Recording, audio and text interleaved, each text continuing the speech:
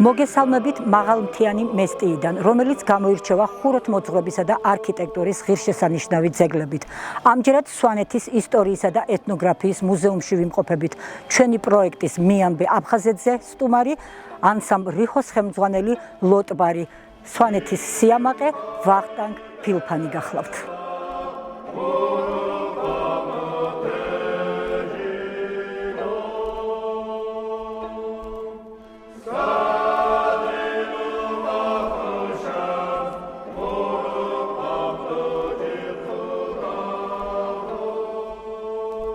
მოგესალმებით ბატონო ვახტანგ, მადლობა რომ მოიცალეთ დღეს ჩვენთვის და ჩვენი პროექტისთვის. დღეს ჩვენი საუბრის თემა არა ქართული ფოლკლორი, არამედ აფხაზეთია და ამ შთამბეჭდავი კუთხიდან დროებით დაკარგულ, დროებით წართმეულ და ყველასთვის მონატრებულ კუთხეზე აფხაზეთზე ვსაუბრობთ. ყველა ქართველს აქვს მისი წილი აფხაზეთი, რას გაიხსენოთ? ძალიან ნოსტალგიური სასიამოვნო თემა არის აფხაზეთი. მე იმას აქში ვარ, როცა ახალგაზრდა ვიყავი, აფხაზეთი ყვაოდა და აფხაზეთი იყო ნამდვილი სამოთხე და ზუსტად ის დღეები მახსენდება, რომელიც მაკავშირებს აფხაზეთთან. პირველ რიგში მე როგორც ფოლკლორის გავიხსენებ იმას, რომ აფხაზეთში ყავდათ ძალიან კარგი სიმღერისა და ცეკვის ანსამბლები. მათ შორის ხანდაზმულების ანსამბლიც ყავდა, სადაც ზოგიერთი წევრები 115 და 120 წლისანიც იყვნენ და მე მიკვირდა ამდენი ხნის სიცოცხლე აფხაზეთში რანაირად მაგრამ ხვდებოდი რომ იმ სითბოში და იმ მართლა მზიან კუთხეში სადაც ძალიან ბევრი სითბოა, ძალიან ჯანსაღი და ნატურალური პროდუქტები ჰქონდა თავისივე ესე ვთქვათ მოწეული, დარწმუნებული ვარ მაგის ბრალი იყო რომ აფხაზეთში ადამიანები ძალიან დიდ ხანს ჯანმრთელად ცხოვრობდნენ და ძალიან კარგ სიმღერებს ასრულებდნენ. მე ხა კიდევ გავიხსენებ ერთ მომენტს რომ მესტიიდან, როდესაც თბილისში გვინდოდა წასვლა, იმ დროს ესეთი საზოგადოებრივი ტრანსპორტი არსებობდა, ავტობუსი, რომელიც დილას გადიოდა და ზუგდიდში ჩადიოდა. ამის შემდეგ ზუგდიდიდან მატარებლით უნდა გვემგზავრა თბილისისკენ, მაგრამ ამ მთელი მატარებელი გვიან გადიოდა საყამოს 9-ზე 10-ზე და მთელი დღე ზუგდიდში რა უნდა გვეკეთებინა და დავკრავდით ფეხს და პირდაპირ სოხუმში ჩავდიოდით ან მიკროავტობუსით, ან ავტობუსით, რომელიც მაშინდელ დროში ძალიან მარტივი და ძალიან ესე ვთქვათ ადვილი იყო ჩასვლა და მთელი დღე ვასწრებდით სოხუმში ზღვის ნაპირზე ესე ვთქვათ სიამოვნების მიღებას. ამავე დროს ახლა გამოგიტყდებით და ახალგაზრდები რომ ვიყავით იქ სავსე იყო რუსის გოგონებით და იმათაც ხანდახან ესე ვთქვათ თვალს დავადგამდით, გავპრანჭებოდით, ცოტა დამტრეული რუსულით, მაგრამ მაინც ვახერხებდით შებმას და ესე ვთქვათ ძალიან სასიამოვნო იყო იმ პერიოდისთვის ჩვენი სოხუმის ხანდახან ვიზიტი თბილისშიც გადაიდებოდა ხოლმე რამოდენიმე დღით. კიდევ ვინდა გითხრათ რომ აფხაზეთში ყავდა სამწუხაროდ ახლა აღარ ყავს უკვე ძალიან ბევრი ნათესაობა, რომლებიც პირდაპირ ცხოვრობდნენ სოხუმში, ოჩამჩირეში, ჭუბურხინში და ამ ნათესავებთან გვიხდებოდა ბევრ ქორწილებში, სამწუხაროდ ჭირის ამბებზეც ყოველთვის მივდიოდით ხოლმე და სულ მაგიჟებდა მაგალითად დეკემბერში რომ აქედან თოვლიდან და ყინულიდან, სიცივიდან რომ ჩავდიოდით და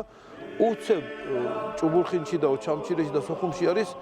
თბილი გაზაფხულივით ამინდი, მანდარინებს ასხიან, შევერეოდით ამ მანდარინებს, ვიჯერებდით გულს, მერე ამ ნათესავებთანაც წაუქეიფებდით რამდენიმე დღე და ესე ნასიამოვნები უბრუნდებოდით უკან სახლში და აფხაზეთი როგორც მახსოვს იყო ერთ-ერთი საუკეთესო ადგილი საბჭოთა კავშირის ესე ვთქვათ არსებობის დროს ერთ-ერთი საუკეთესო და ესეთი ტურისტული მარშრუტი იყო, როდესაც მთელი რუსეთი ემზადებოდა რომ რუსეთი სლავური ქვეყნების სხვების რომ გადმოდიოდნენ კავკასიონზე ფეხით, შემდეგ მოიულიდნენ ფეხით და ზურგჩანთებით, პალატკებით სვანეთის სილამაზებს, ამ მთებს და მწვერვალებს და შემდეგ ავტობუსებით ჩადიოდნენ შავ ზღვაზე, იქ ესე ვთქვათ შავი ზღვის პლაჟით ისიამოვნებდნენ და შემდეგ ბრუნდებოდნენ სახლში, თავის სახლში და ეს იყო ერთ-ერთი ძალიან სასიამოვნო ესე ვთქვათ ტურისტული მარშრუტი იმ სლავური ქვეყნების მოქალაქეებისთვის. დიდი იმედი მაქვს, რომ მოვესწრებით იმას, რომ ისევ ჩვენი ქართველი ხალხისთვის იქნება შესაძლებელი, რომ სოხუმშიც და გალშიც, ოჩამჩირეშიც და სხვა ესე ვთქვათ, გაგრაშიც შევძლებთ ისევ დაბრუნებას აფხაზ ძმებთან ერთად და ვიცხოვრებთ ისევე ლამაზად, როგორც მანამდე ვცხოვრობთ. რა არის თქვათ ნივთი, მოვლენა, რო გენატრებათ და რო გახსენდებათ, როცა დღეს ვსაუბრობთ აფხაზეთზე. ვინატრებდი მაგალითად ჩვენთან შედარებით, არ ვიცი რატო იყო ესე, პარკებში იყო ძალიან ბევრი გასართობი ატრაქციონები მოწყობილი, რომელიც დღესაც მახსოვს, სხვათა შორის ძალიან ბევრი ფულის გახარჯებოდა იმ ატრაქციონებში, რომელიც არ იყო, ვთქვათ, თბილისშიც კი არ იყო, ზუგდიდში ხო არ იყო და არ იყო და ატრაქციონები და ლამაზად მოწყობილი პარკები იყო, რომლებსაც, ვთქვათ, ძალიან ვერთობოდით ახალგაზრდობაში მე და ჩემი ნათესავებიან მეგობრები, რომლებიც ვახერხებდით და სოხუმის გავლით ჩავდიოდით თბილისში. ხომ წარმოიდგინო, მეგრელო ყურისა და გახსოვს, ხო თბილისში ვიდიხარ და რა გინდა სოხუმშიო, მაგრამ გინდა სოხუმში წასვლით ესე ვილამაზებდით ჩვენს მგზავრობას და აი ეს ძალიან ნოსტალგიურად, ტკბილად მახსენდება და ძალიან მინდა რომ ისევ დადგეს ის დრო, რომლის დროსაც ბევრი სასიამოვნო წუთი მაქვს გატარებული მეც და ჩემს ნათესავებსაც და ყველა ქართველს ალბათ სოხუმში და სრულიად აფხაზეთში. ინტერვიუს დაწყებამდე ჩემთან საუბარში გაიხსენეთ ის პერიოდი, როცა სამხედრო სავალდებულო სამსახურიდან უნდა დაბრუნებულიყავით შინ. მინსკში 2 წელი ვიმსახურე და შემდეგ ბილეთი ჩვეულებრივად იყიდებოდა სამხედრო ნაწილის მიერ მინსკი თბილისი და რომ მივედი აეროპორტში მინსკში ვთხოვე გამყიდველ გოგონას რომ ხომ არ შეგიძლიათ ბილეთი რომ გადამიცვალოთ მინსკის ხუმზე თქვა თან ცოტა ფულიც ჰქონდა 500 ლარი ახლა მაშინდელ დროში ძალიან ბევრი ფული იყო 500 ლარი ბევრი ფული იყო და ეხლა რა მინდა 500 მანეთი კი რა მინდა ახლა ან თბილისში ან სვანეთში მოდი სოხუმში თქვა და იმ გამყიდველმა მითხრა რომ არ გვაქვს სამწუხაროდ სოხუმი მაგრამ სოჩა გვაქვს და მედი აბა სოჩა თქვა და სოჩაში ჩამოვფრინდი სოჩადან მე მარტივად 1 საათში ალბათ არც კი ავტობუსით მიკროავტობუსით შეიძლება და მე იკაროს გამოვყევი სოხუმამდე და მთელი ერთი კვირა ესე ვთქვათ ვიკრიალე იმ ფულით და იმ სასტუმროში ნათესავებს ჯერ არ მივაკითხე სასტუმროს ნომერი ავიღე მშვენიერი და იმ ესე ვთქვათ ის სასიამოვნოდ მახსენდება ის ვთქვათ ლამაზად გატარებული კვირა ვითომ დასასვენებლად ჩამოვედი ჯარიდან სოხუმში და ყველანაირად კარგად ლამაზად დავისვენე შემდეგ ნათესავებსაც მივაკითხე იმ ნათესავებთანაც ძალიან კარგად მოულხინეთ ერთი თვით და სასიამოვნოდ მაგონდება ეს ჩემი ჯარიდან დაბრუნების ესე ვთქვათ მომენტი ეს იყო 1987 წელს. ბოლოს როდის იყავით თუ გახსოვთ ან შემოქმედებითი კუთხით ხომ არ მოგიწიათ ოდესმე ჩასვა? ბოლოს სადღაც 90-ში მახსოვს ქორწილში თუ 90-ში ან 11-ში შეიძლება იყო ქორწილში ვიყავით ჩემი ნათესავის ქორწილში ვიყავით და მახსოვს უზარმაზარი თეთრი შეფა იყო გაშლილი უზარმაზარი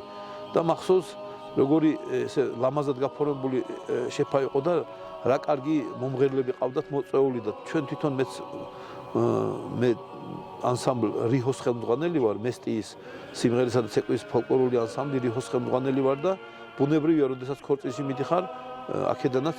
რამდენიმე მომღერალი ერთად შევიკრიბეთ რომ იქაც გვემღერა ქორწილში და კარგად ვიმღერეთ და ის ტკბილად მახსენდება ის ქორწილი რომელიც იქ ჩავატარეთ მე და ჩემმა ნათესავებმა და ასევე იქაურმა მომღერლებმა მახსოვს ძალიან გვიანობამდე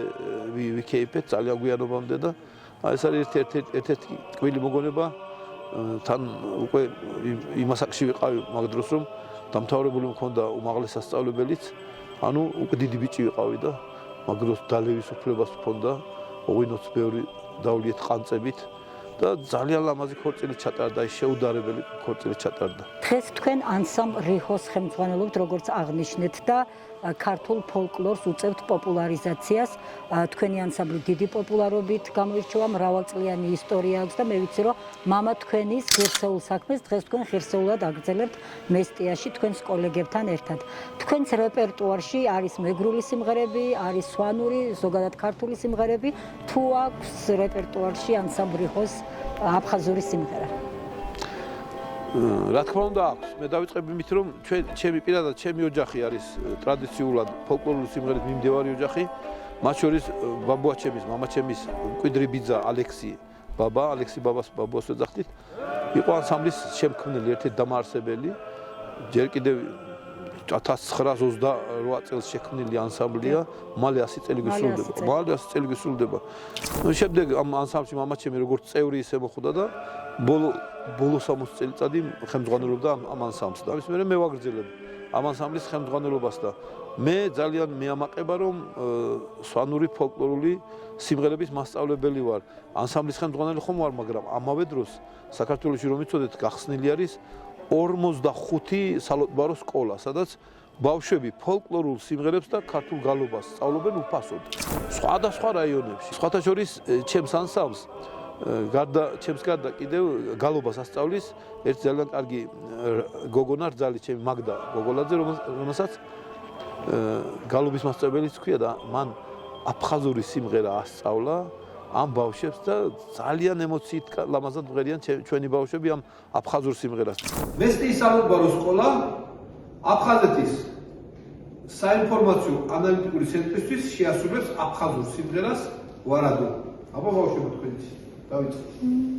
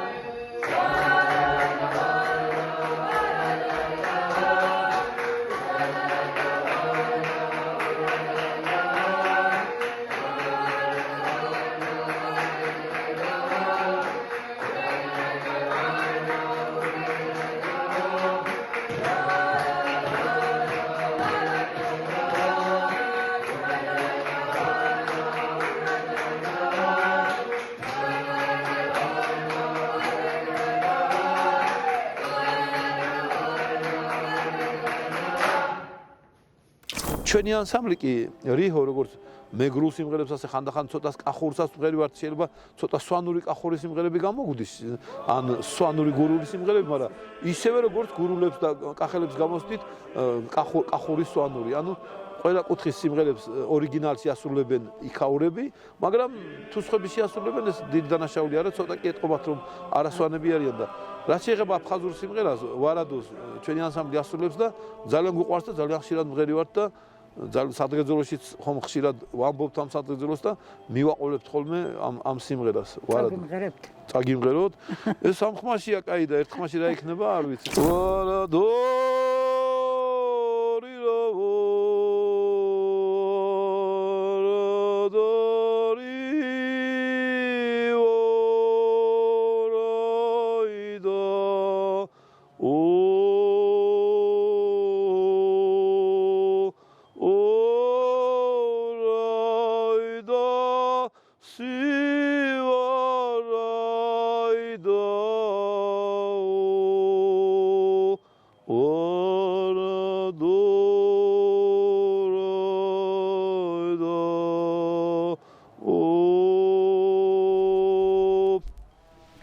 მადლობა. იმას ველოდებოდი მეტყოდით, მაგრამ მადლობა ამ ემოციისთვის და ჩვენ საუბარს დავამთავრებთ ჩვენი რუბრიკის ტრადიციული კითხვით. ამ ულამაზესი სვანეთიდან მინდა აფხაზეთში, ოკუპირებულ აფხაზეთში გააგზავნოთ სამშვიდობო გზავნილი. რას ეტყოდით იმ მცხოვრებ ადამიანებს? მე მყავდა ძალიან კარგი რძალი აფხაზი. ძალიან შეძლებული და ესე ვთქვათ ვაჟკაცური ძმების და იყო ეს და როდესაც აფხაზეთში ესე ვთქვათ ლტოლვილობა ყველა წამოვიდა იქიდან ჩემი ბიძაშვილი იმ რძლის და მისი ძმების საშუალებით გადავიდა უკან და სიცოცხლის ბოლომდე იქ იცხოვრა ძალიან კარგად ანუ ჩვენ და აფხაზები ისედაც ამ ესე ვთქვათ შერეული ოჯახების არსებობის გამო მეგობრები ვიყავით მაგრამ ეხლა ჩემი გზავნილი მეგობრებო ჩვენო ძმებო და დებო აფხაზებო ჩვენ და თქვენ დიდი ხნის ისტორიული მეგობრობა გვაკავშირებს იმ ლამაზ ტერიტორიაზე რომელსაც აფხაზეთი ქვია და კიდევ ერთად დიდხანს უნდა ვიცხოვროთ ეთნიკური ნიშნით შუღლი ეს შემოგდებული პროვოკაცია რომელსაც არ უნდა ავყვეთ აი ეს არის ჩემი გზავნილი რომ არანაირ პროვოკაციულ შემოთავაზებას არ უნდა ავყვეთ უნდა გავაგრძელოთ ის ლამაზი ცხოვრება რომელიც მე მახსოვს როგორი იყო და ტერიტორიაც და ადგილიც და ჩვენი ტრადიციებიც გვაძლევს იმის საშუალებას რომ ძალიან დიდხანს უსასრულობამდე ვიყოთ ძმურად ლამაზად ერთმანეთის გვერდით ნუ სურვებ აფხაზებსაც და ქართველებსაც რომ კვლავ დაბრუნდეს ის დრო როცა ჩვენ ვიცხოვრებთ ძველებურად ისე რომელსაც მე წეღან ვიხსენებდი ოქროს ხანა ერქვა აი იმ ხანამდე უნდა მივიდეთ ამას უნდა ბევრი ჭკუა დავფიქრდეთ და ვიაზროვნოთ ლამაზად ისე როგორც გვეკადრება აბა ჩემო აფხაზო მეგობრებო გილოცავ ახალ წელს და ძალიან მალე შევხვედროდით ერთმანეთს იქაც და ჩვენთანაც გაიხარეთ მადლობა თქვენ